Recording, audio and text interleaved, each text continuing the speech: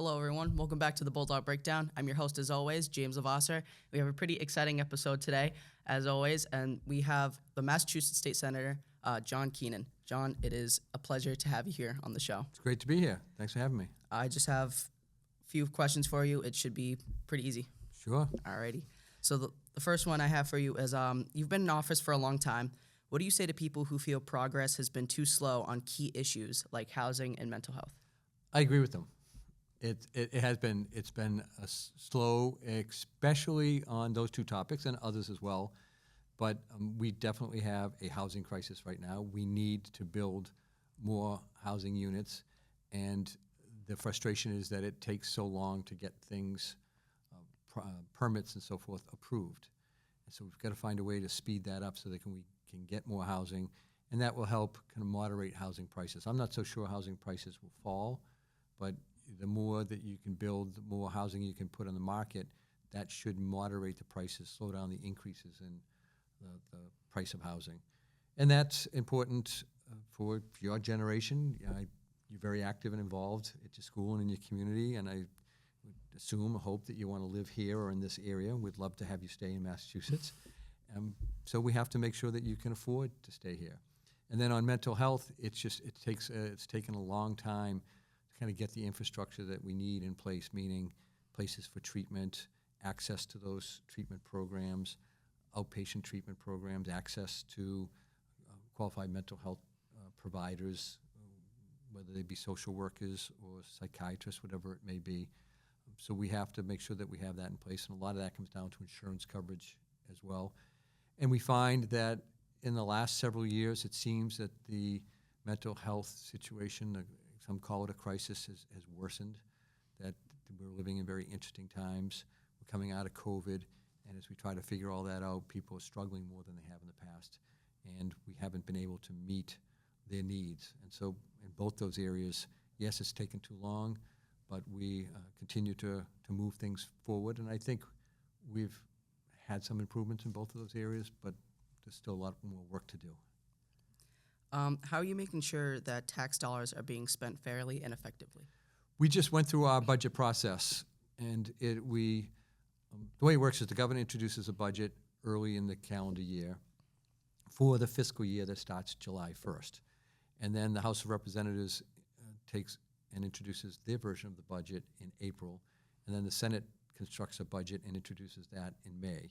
So we just went through that process last week. We had a budget proposal. There were 1,058 amendments, I think, to the budget proposal. And so in the course of all of that, you really get to the point where you prioritize certain things and you realize that you can't do everything and you leave others behind. There's so much more that we could be doing, but we just don't have the resources. We have to, unlike the federal government, here in Massachusetts, we have to have a balanced budget. Our revenues cannot be less than what we spend. There has to be balanced. And so that puts a fiscal restraint on us. If our revenues drop, either from taxes that people pay, or if our revenues from the federal government drop, then we have to adjust our budget accordingly. Right now, even though we've passed our Senate budget, and members of the Senate will meet with members of the House of Representatives to make sure that we come up with a budget that represents both bodies, that's then sent off to the governor. As we go through that process, there's a real concern about whether the revenues from the federal government will be there to support the budget that we're now working on. Okay, and some people feel politicians only show up during elections. How do you stay connected to your district year-round? Oh, thank you for doing this. This is one way that we do it. We do regular office hours. By that, we mean we put word out on social media through our newsletter that we will be in the towns to meet with people. So we do these rotations, and one rotation may be that we go to the senior centers in every town, and we do those during the day.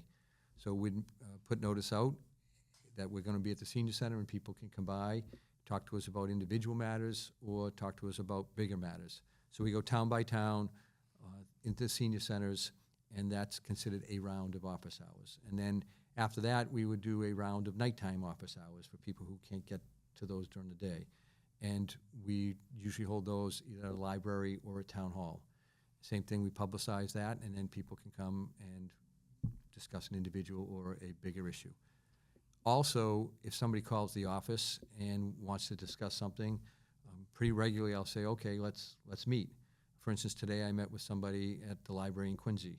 Over the last 2 weeks, I think we've been to the library here in Rockland, I think twice, or maybe over the last month, 2 or 3 times perhaps, meeting with people at the library because they wanted to, it was convenient for them. So we'll come down and meet one-on-one in the library. We send out a newsletter to constituents once a month, and in that newsletter, we talk about what we've done, but also have contact information for them to reach out. And we're pretty active on our social media, and we do get responses to that. And then we get a lot of people who call the office or email the office, and we take a lot of pride in my office that we get right back to them. I was in Hanover, which is in my district, on Memorial Day early in the morning at Troop 38's annual breakfast, and a woman said, I called your office, and somebody picked up the phone, they took a message, and that afternoon I got a call right back. And she says, that doesn't always work with other offices. And so we take a lot of pride in that, and I'm very lucky that whether it's office hours, responding to emails, responding to telephone calls, meeting with people, I have a really good team in place, and together we are responsive to people, and that allows them to share with me their concerns about what's going on at local level, state level, or even the federal level. So you're always making sure that you're getting back to people. Absolutely. That's the most important part of our job. You can respond to somebody and agree with them on something, and that's great if you don't respond to them. And you can disagree with them as well. They might write on a certain matter and we'll convey. We have a process in the office where I'll see the email typically, and then somebody in the office will kind of ask me a question about it. They'll do a draft, and then I finalize the draft. I do a lot of redlining, and then we send the draft out, and we agree with people or disagree with them. And usually that's fine. People say, thanks for writing back. I don't agree with you on this, but I appreciate your response. It's when you don't respond that people get frustrated and start to lose faith in government and the people that serve in government. Next topic, I just have 2 questions about immigration. Is Sure. that fine with you? All right. Sure. So the first one I have is, many residents feel that undocumented immigrants are straining local resources like housing and schools. Do you feel that state tax dollars should be used to provide housing, food, and legal aid to people who are here illegally? I do, and here's why. If we don't, then people will be sleeping in our parks and our playgrounds. They will be going to our hospitals to just stay in the emergency departments, and we've seen that. We've seen them show up at hospitals because they have nowhere else to go. We've seen them looking for food because they had nowhere else to go. And so we can't control as a state the border. And if the border was such that people were coming across into the country and ended up in Massachusetts, we did not have the ability to stop that, nor do we have the financial ability or perhaps even the legal authority to put them on a plane and send them home or wherever they may have come from. So once they got here, we had a choice. We can just let them come here and do nothing. And again, they show up at the emergency departments. They end up sleeping in the parks and the playgrounds, sleeping at the airport, sleeping wherever. And in fact, in Quincy, which is in my district, we had babies sleeping outside the Wallaston train station at night. And so those are the choices. So we can choose to have adults and children living on the streets, showing up at emergency departments, sleeping outside MBTA train stations, or we can find a way to get them through the moment. And it was expensive. It was very expensive, but the decision was made that we'll do the humanitarian thing. It's beyond our control how they got here, but we'll do the humanitarian thing and make sure that at least that they have a roof over their heads and some food in their stomach. And it was expensive. We're at the stage now where the number of people coming into the system has dropped dramatically, and we saw that trend over the last year or more. The numbers coming in, they peaked in August of 2023, I think it was, or in the fall of 2023. It slowed down through 24, and particularly then in August of 2024, it really started to drop off. And now, and at one point, several months ago, we had more Massachusetts residents in our emergency housing program than we did people from other countries.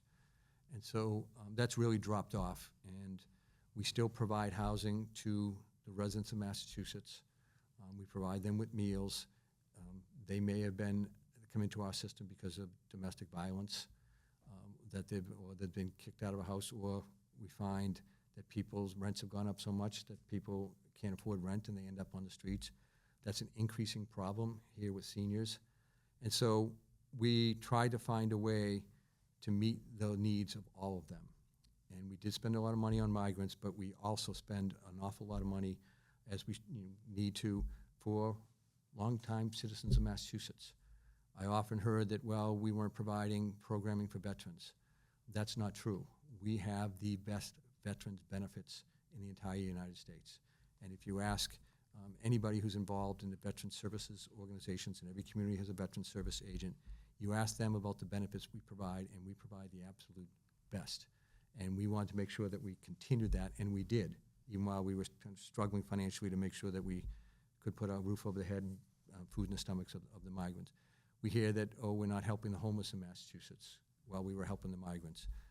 That's not true either. We spend a lot of money with programming to shelter people, to get them food, and then also to give them job training, efforts to basically get them back on their feet so that they can re-enter the workforce and then get their own housing.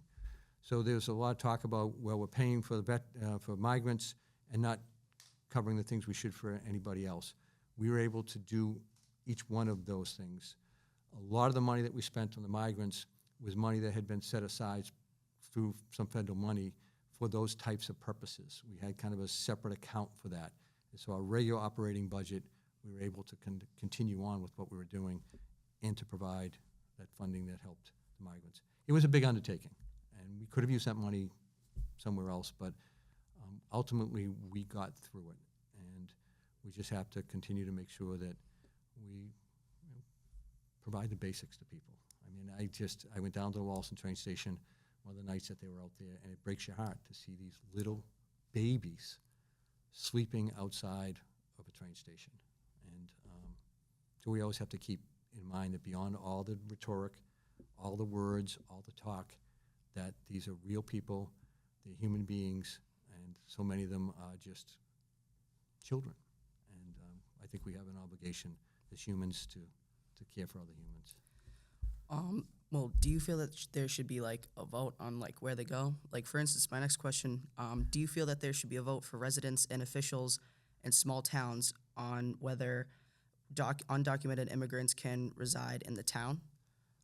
In addition, should the residents and officials have a vote on whether they are a sanctuary city?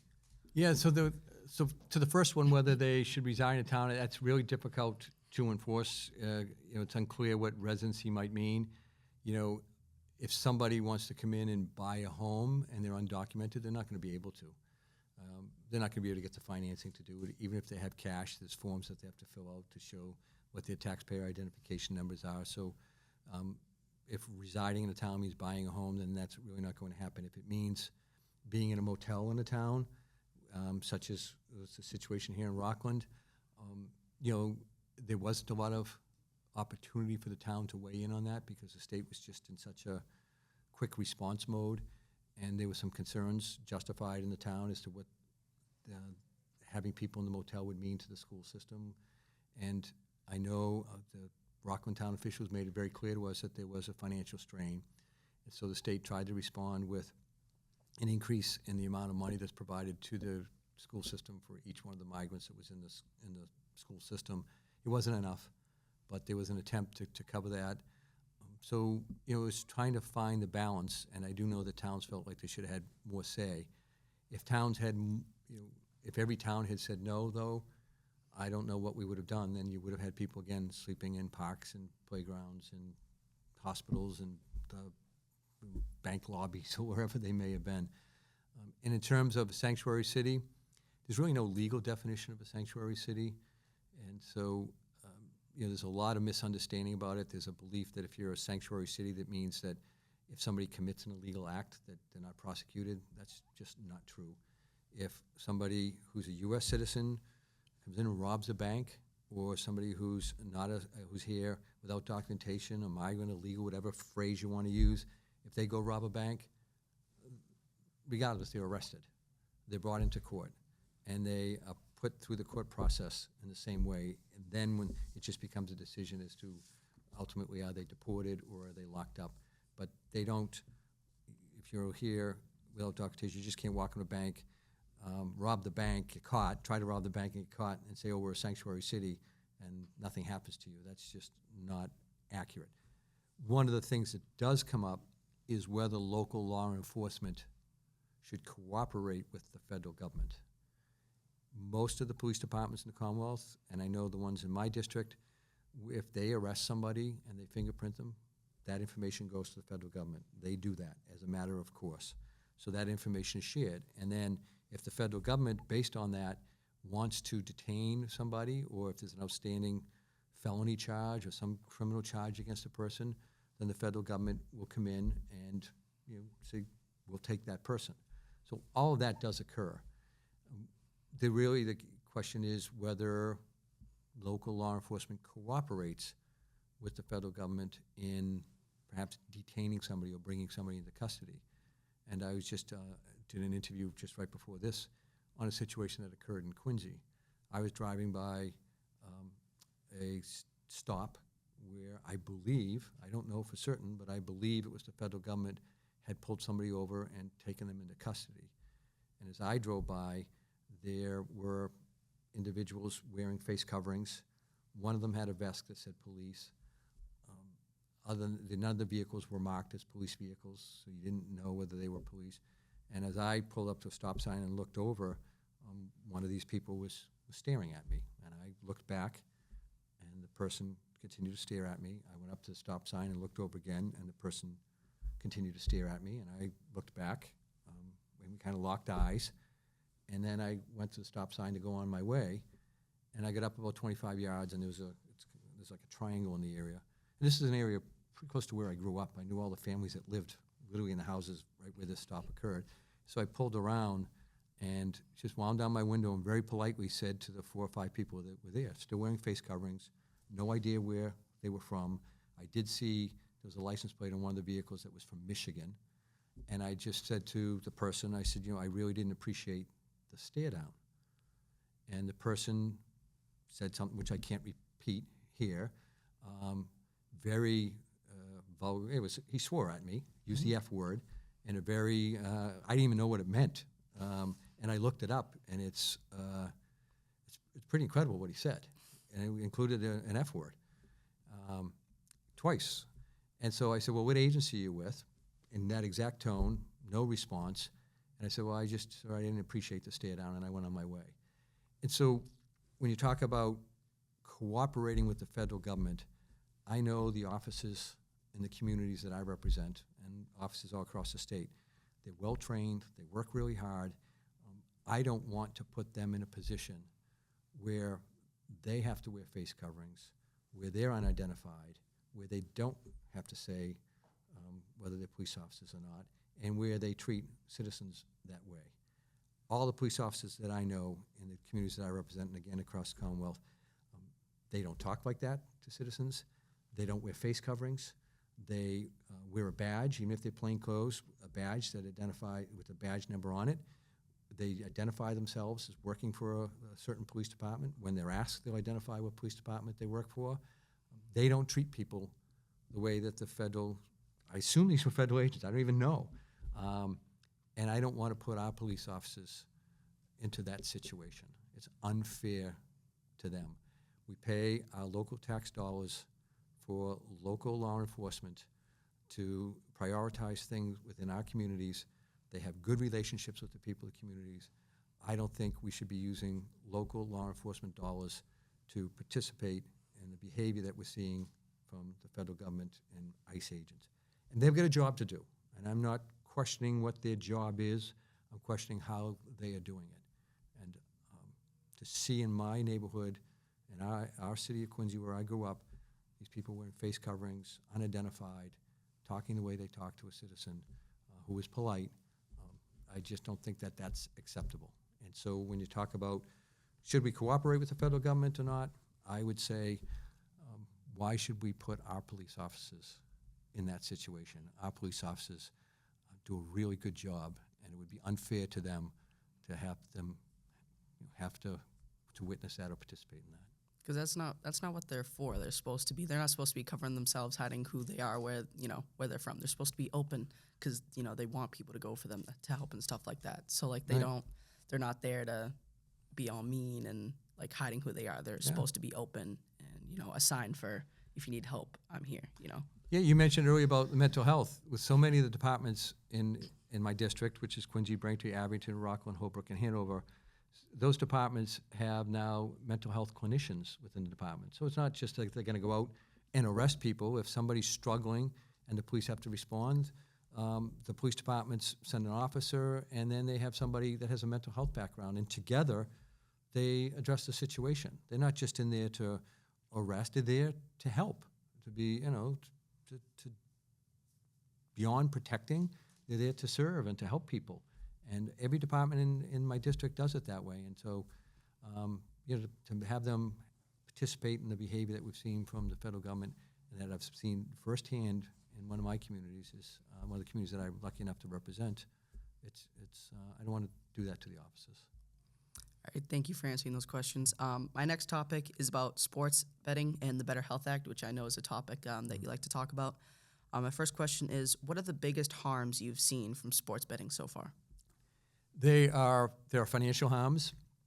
Just heard yesterday from a woman who works in a local community, and she was contacted by two parents, and one parent conveyed that they had a child who had gotten involved in sports betting and owed $7,000. And then a separate parent reached out and kind of shared a similar story, and that their son owed $11,000 as a result of sports betting. So that's a lot of money. So there's that financial impact on the family. The family will have to figure out how they handle that. And then there's the impact for those two young people. What's next for them? And the parents just want to straighten this out to try to get them on the path. They're both ready to go to college, to get them to the point where they can get this behind them and go to college. And so there's a chance that if it's not straightened out or worked out, or they aren't ready for college because of what's happened, that they're going to miss out on their emotional growth. They're going to miss out on growing up. So there's financial impacts. Then there are those type of impacts that will result in young people not being able to grow up in a kind of traditional way. They're going to have this issue of owing money or worried about who they owe money to or how they're going to get that money. Beyond that, whether it's young people or adults, it is addictive, and people are becoming addicted to sports betting. In a lot of ways, it's no different than being addicted to an opioid, to alcohol, to nicotine. The experts will tell you that it hits the same receptor in the brain. That's the same reward receptor. Exactly. They like that rush. They like that rush. And they win. They think they can do it again. Exactly. And they get addicted to that. And then in a worst case scenario, and this is, unfortunately it happens, it's tough to document, but a lot of people contemplate or try suicide, and people try suicide and succeed. And so it's, and then beyond, getting to that ultimate, the worst case scenario, what happens to somebody in the meantime? Well, they maybe steal from work, steal from family, embezzle money, commit fraud, go out and commit theft to support their addiction. And it sounds like, that can't be happening. It is happening. And then you have the point where they miss work, and so employers are losing out on productivity.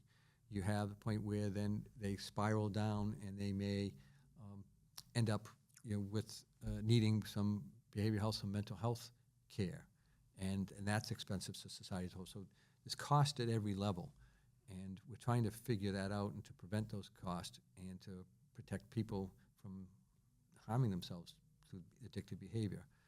So that's the goal behind it. We're really concerned about young people. We are hearing more and more that it's a problem in middle schools and in high schools, and that young people don't think it's that big of an issue. Oh, I'm just betting a few dollars here or there. But for some of those that manage to do that, there are some that are really developing addiction issues, and they can cover it up for quite a while, but ultimately it catches up with them. So we're really concerned about young people, because the studies show, whether it's marijuana, alcohol, opioids, that if they get to young people, they kind of have them for a long time.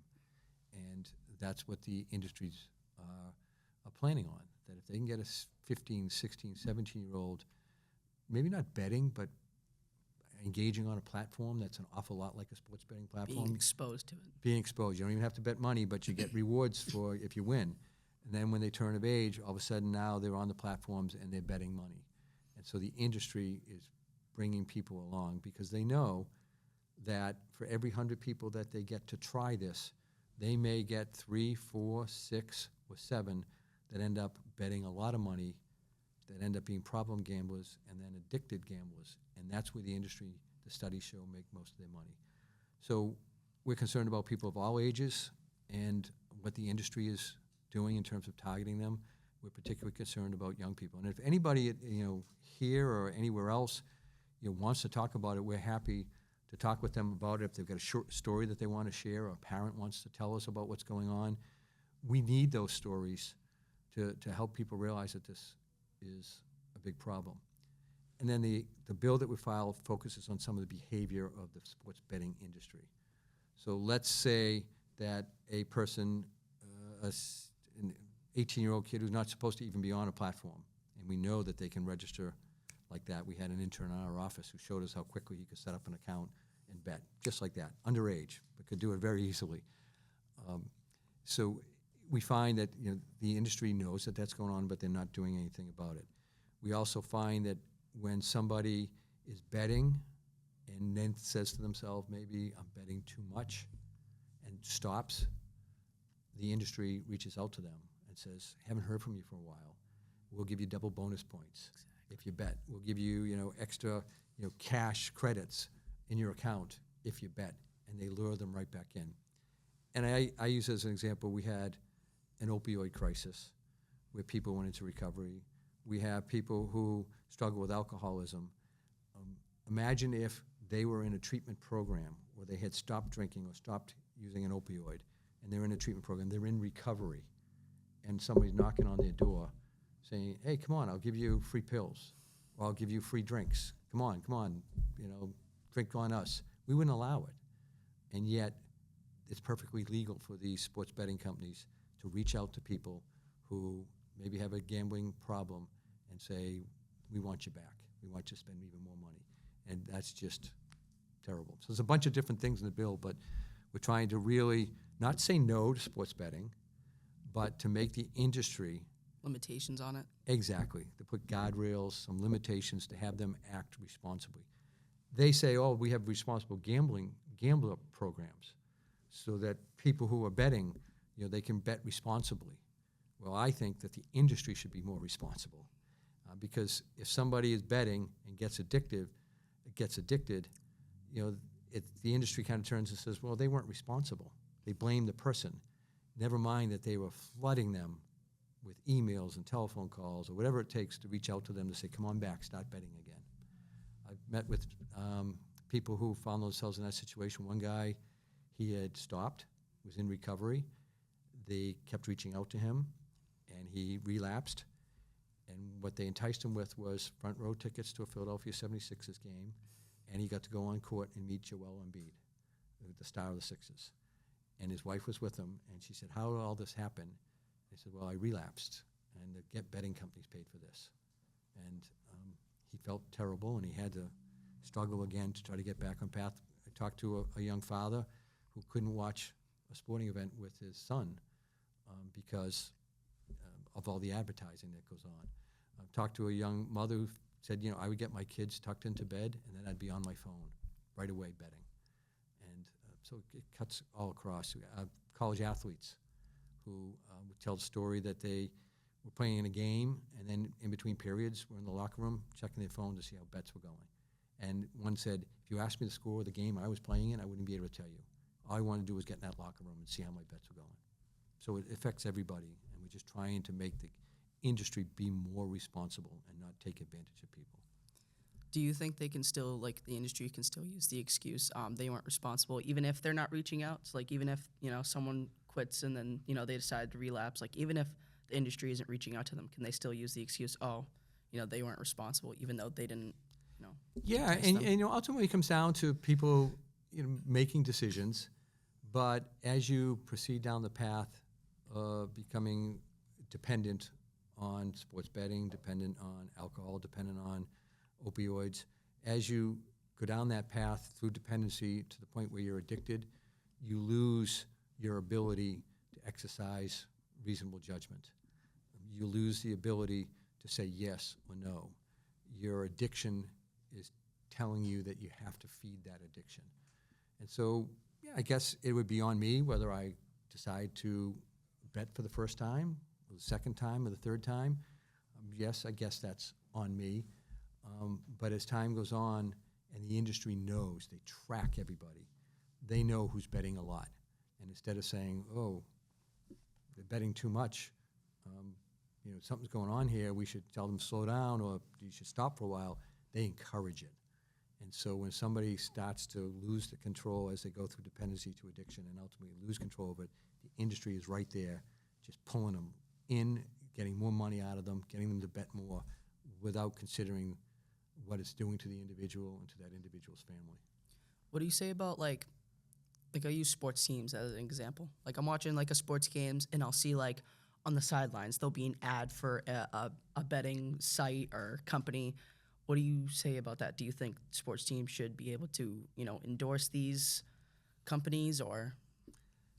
No. I think that's where the real, that's advertising.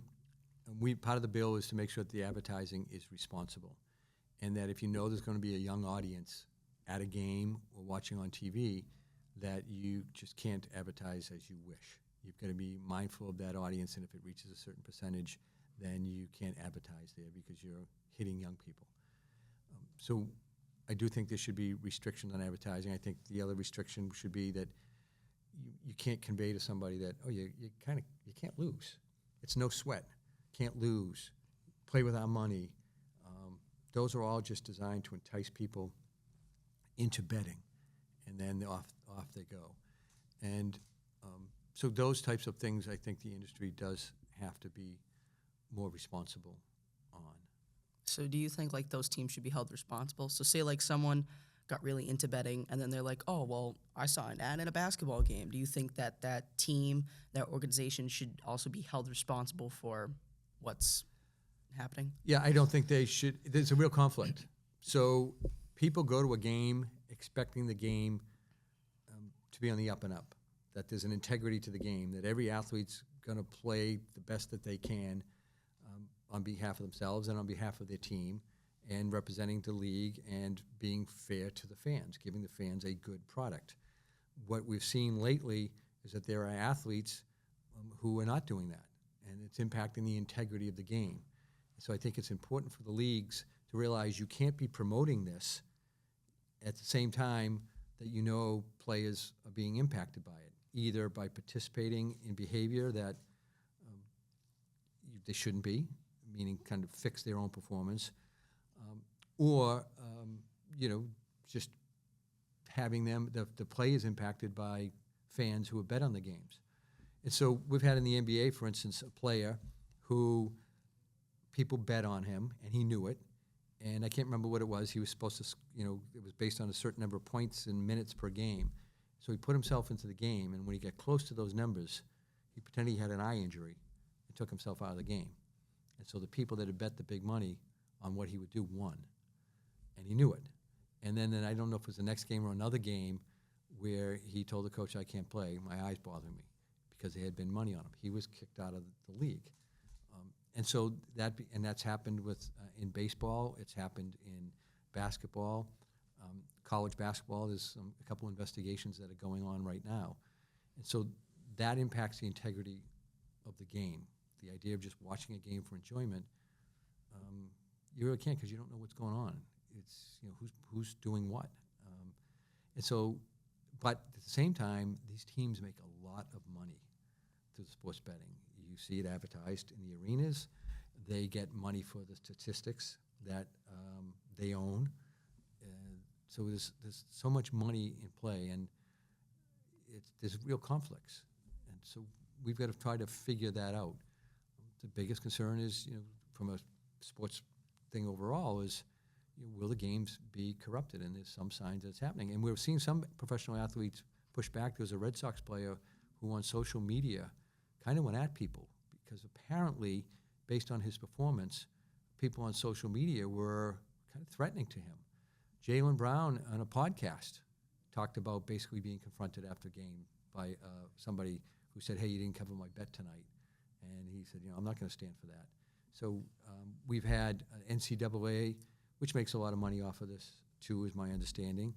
They are worried about people placing individual bets on their athletes and then athletes going to class or on campus and being abused by others saying, why didn't you hit that free throw? There are reports of people coming out of the stands and going down behind the benches and yelling at the coaches and the players, what, you can't hit a free throw? Why'd you put that person in to shoot the free throw? All those types of things. So it's spinning out of control. So the Bettor Health Act, you can correct me if I'm wrong, is a bill that would crack down on sports betting by adding stricter rules, higher taxes, and more protections to help prevent gambling addiction, especially in young people. What was the need?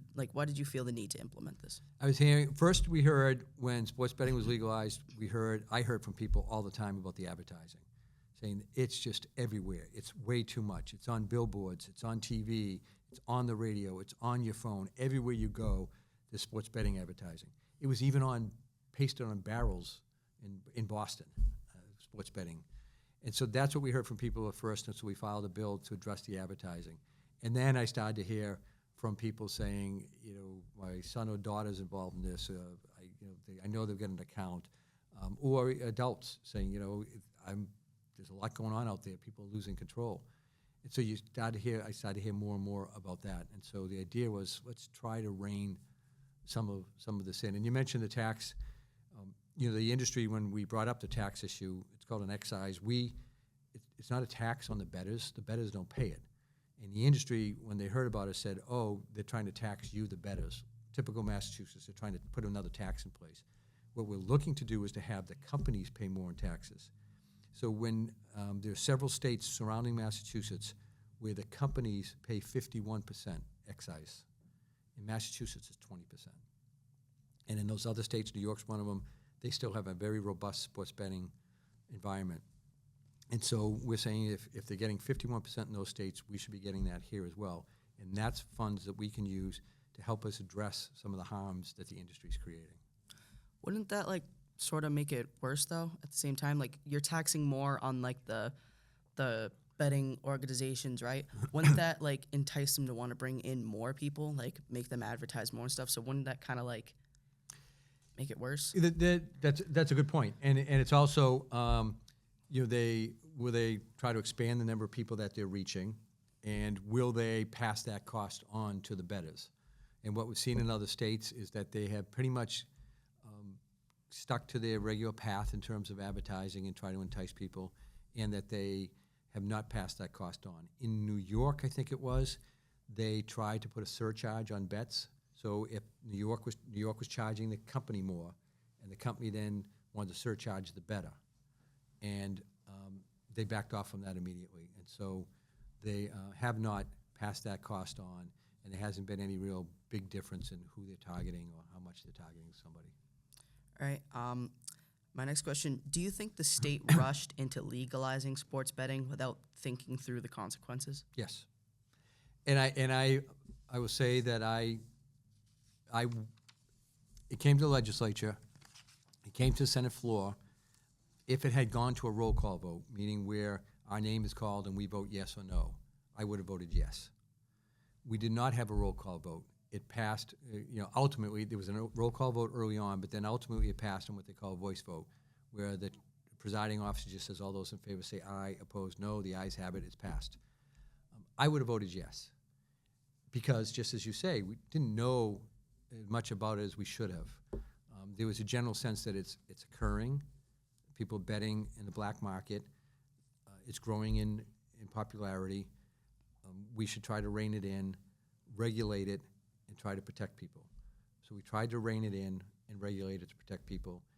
And the industry, because we didn't do it right, the industry has just taken off. So if I had to vote over, I would vote no.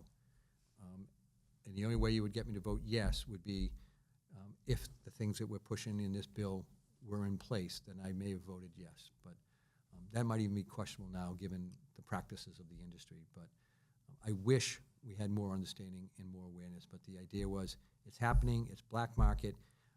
If we don't regulate, it's going to spin out of control. We're losing tax money on that. Why don't we bring it in, regulate it, tax it? And that's what we did. And we could use the revenue within our budget.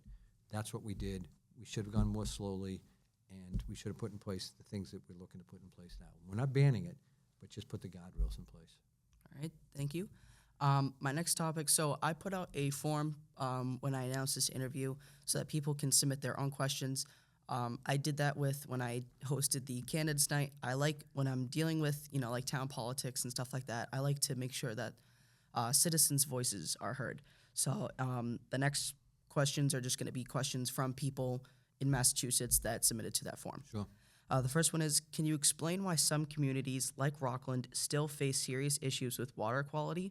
Will you advocate for funding or grants to help these towns secure safe, clean water for all residents? Yeah, that's a great question because I've got a few towns in my district that are struggling with water. Quincy is on the MWRA system, so the water is plentiful, safe, and they're also hooked up to a sewer system through the MWRA. We've got Braintree and Holbrook in my district. Randolph's an adjacent community. They're building a new water treatment plant, and so they're on a path towards getting more safer water quality and more water. Abington and Rockland struggle both from a sewer and a water supply. Hanover struggles. Hanover is mostly on wells and on sewage system, septic systems, so they're kind of different even than some of the other communities. So yes, we are constantly trying to get funding in place for grants, for low interest or no interest loans to help communities with their water issues. There's been some talk about bringing the MWRA system down into this area. It's an expensive undertaking, but there's more and more interest in that. In the meantime, we're trying to provide as much grant money as possible to address the supply of water and the quality, particularly because of PFAS levels, which are the forever chemicals that they're finding in the water supplies. We have had money available in different communities to dredge the reservoirs, their water supply areas, to dredge those to make them deeper, to make the catchment area a little bit bigger. Put regulations in place to make sure that the watersheds are maintained as best as possible. That's meaning the rain may fall in the woods around a pond or reservoir. You want to make sure that those areas are as pristine as possible so that the water that's going into the reservoir is as clean as possible. So we have all kinds of grants programs for them. But I would say, as I have on a lot of things, it's not enough. Water is expensive, and I know in my communities that the water quality has been a real challenge. And then here, for instance, it's pretty regularly there's water restrictions on use of water. We just had a water boil in effect because they Yes. found high amounts of E. coli. Exactly. This is another reason, residents in this town are, upset because they're paying all this money for water that they're not supposed to be drinking, bathing in, but, that's kind of the only source that a lot of people have, Exactly. Yeah, and even if you're told, and here, I can't remember how long the order was in place, but for several days. So then you really want, okay, I know I can't drink it, but is it safe to shower in it? And I know a lot of people had those questions. I was following it and in touch with town officials. That was one of the questions is, can I shower in it? What if it goes in my mouth when I'm showering? What if it goes in my ears? Am I going to get an infection in my ears? So there was all those types of questions. And so you realize how important it is. That was kind of a one-off, not a systemic issue. By that means it's not a constant issue, but it occurred, and it should be a red flag that all that has to be monitored as closely as possible.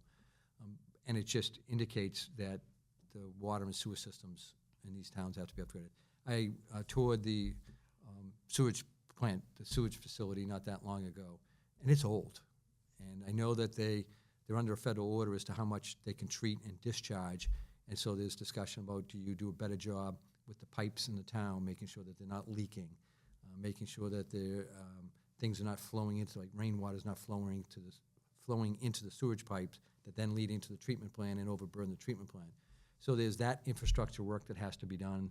There are some infrastructure funds available for that. And then there's, ultimately a decision will have to be made about the plant itself relative to the sewage plant going forward. So water and sewer, huge issues in every town. We try to do the best we can. There's talk about bringing the MWRA into some of the communities, and then in a tax package that we passed not that long ago, and this switches over to the sewer side, which ties into the water a bit, there are tax exemptions or tax credits available to people when they're replacing or upgrading their septic systems. So we try to do it in those ways. I'm just going to backtrack here for a moment. What do you mean by federal order, like the plants under? Yeah, so the federal government sometimes determines exactly how much, what's the capacity of for instance, a sewer treatment plant, and what the quality of the discharge has to be, and then how much discharge can be released, particularly if it's going into a waterway. And so, for instance, here in Rockland, ultimately the discharge makes its way down into the North River through a creek, and then it makes its way down the North River. And so the federal government has some say as to the quality of the product that's coming out of the sewage treatment plant has to meet certain standards, because they know it's going to go into these sensitive habitats, ultimately into the North River, ultimately out into the ocean. And so they set those guidelines. And my recollection is that Rockland, has a permit that limits how much discharge they have, and so they have to be mindful of that.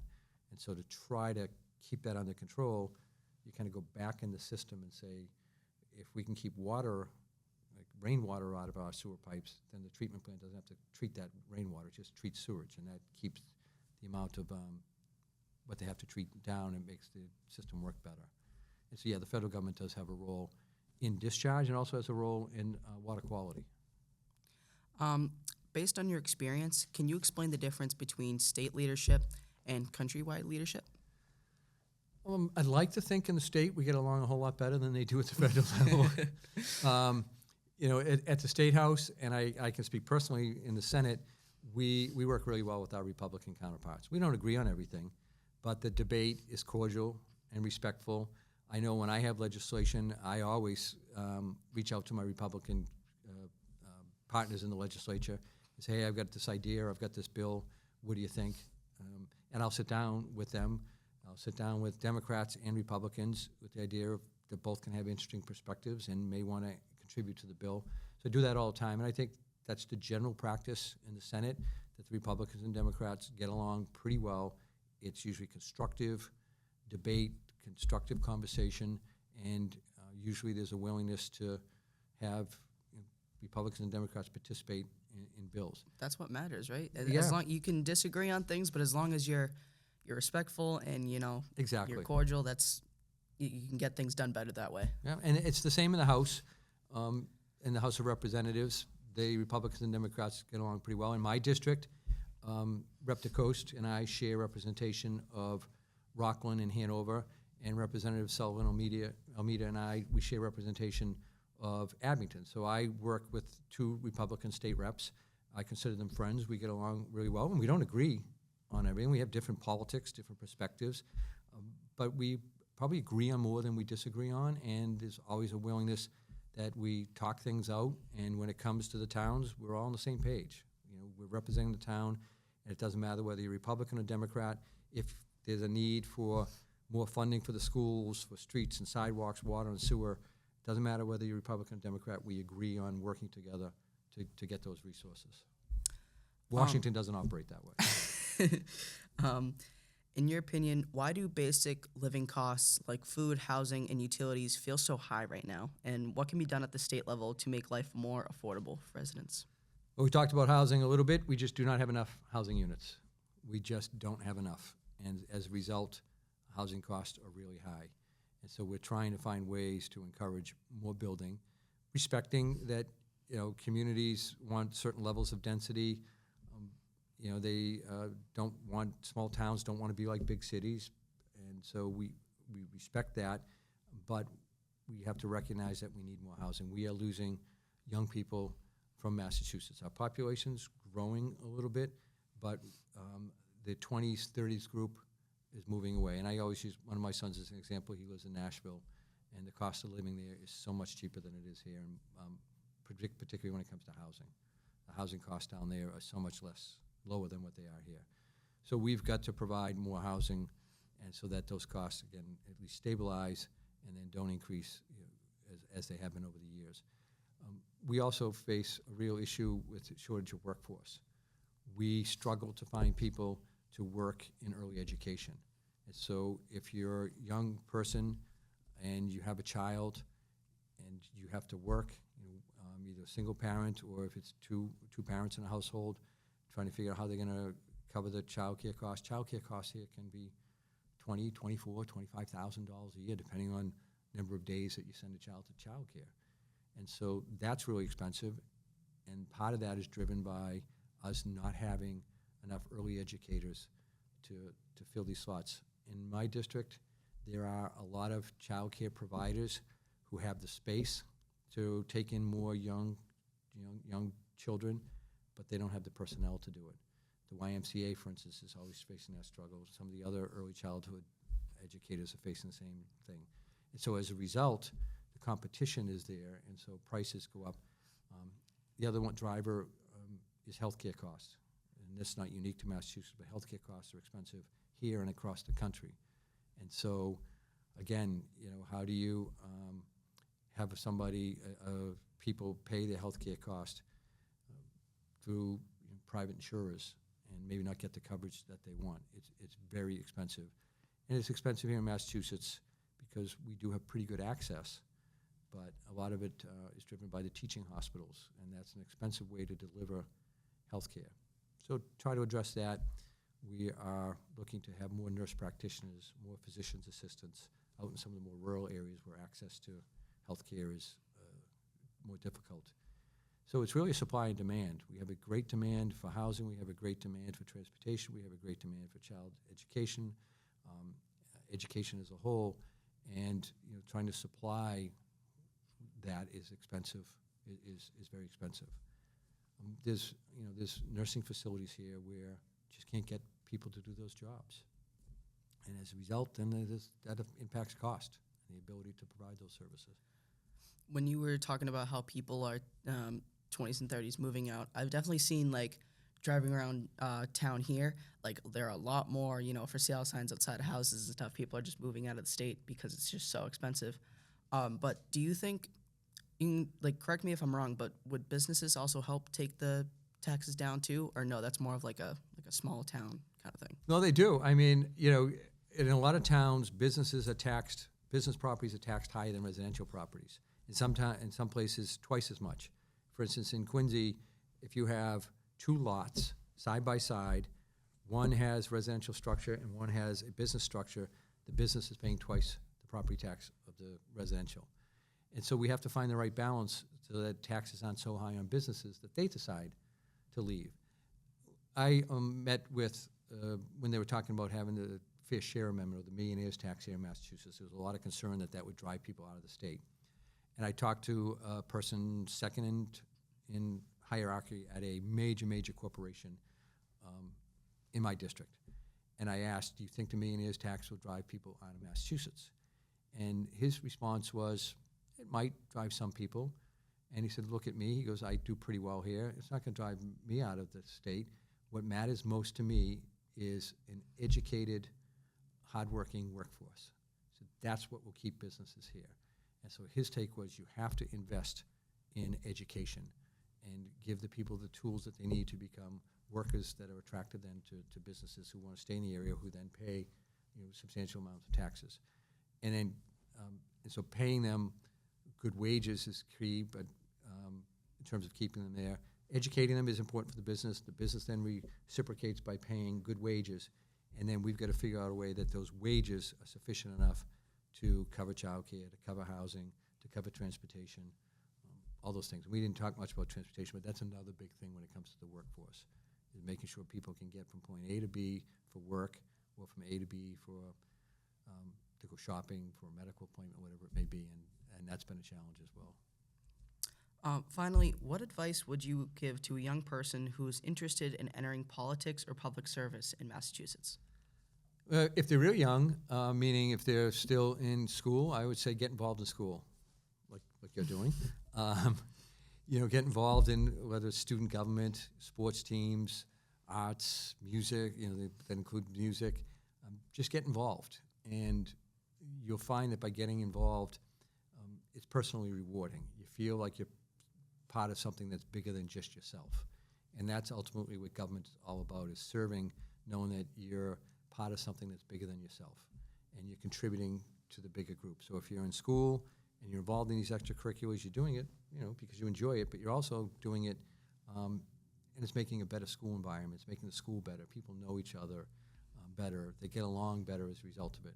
And that's the same in government. If people want to serve in government, the idea is that government and serving people is bigger than yourself, and you want to do it to make a better place for all. So if young people get involved, if they're in school activities, that's a great way to kind of understand that dynamic. If they're out of school, then it's just getting involved in your community, whether the community has a cleanup day or they have a food pantry that helps people. You find that when you go there, again, it's personally rewarding. And it's personally rewarding because you get a sense that you're helping people. And if you get that and you understand that you can have an impact, then sometimes government is the logical next step, that you go in it with the idea that you want to help people. And you've seen it work when you're in school, when you're in the community, helping the community, and now you have a chance in government to reach even a broader group. That is all the questions that I have for you today, Senator. Is there anything that we didn't get to discuss today that you would like to discuss, or anything that you would like voters to know? No, I think the final comments would be, one, thank you. Great job. I don't know if I could have done this at your age. I'm not so sure I can even do it at my age. But thank you for doing it. And just I convey that I really enjoy my work. It's an honor to represent the people of Rockland and everybody in the Norfolk and Plymouth district. And I will tell you that we talk a lot in the office about what's going on nationally and the challenges that we face at the state. And I would tell you that every time I go out and do something like this with young people, I just tend to be so much more optimistic about the future. We've got some real challenging times ahead of us. But every time I go to a school, no matter what town it's in, and meet with students, engage in things like this, I walk out thinking, we can't mess it up. We've got to try not to mess it up so badly that there's nothing left. But if we can keep things on track to some degree, when the next generation comes along, I think we're going to be in a lot better shape. I just pretty excited about the role that young people play. They're going to have to play a big role, and I think they're up to the challenge. And I always feel better doing this. So and meeting students. So thanks for doing it. Yeah, thank you for coming out. I appreciated that you're looking nice in the suit. You must be very hot in that suit. It's pretty hot outside. Fewer and fewer people wearing suits these days. So it's like a uniform for me. Yeah. Thank you for watching this episode of the Bulldog Breakdown. It was a very fun and exciting episode. I had a pleasure talking to Senator Keenan. Make sure to follow all my socials, and I'll see you in the next episode.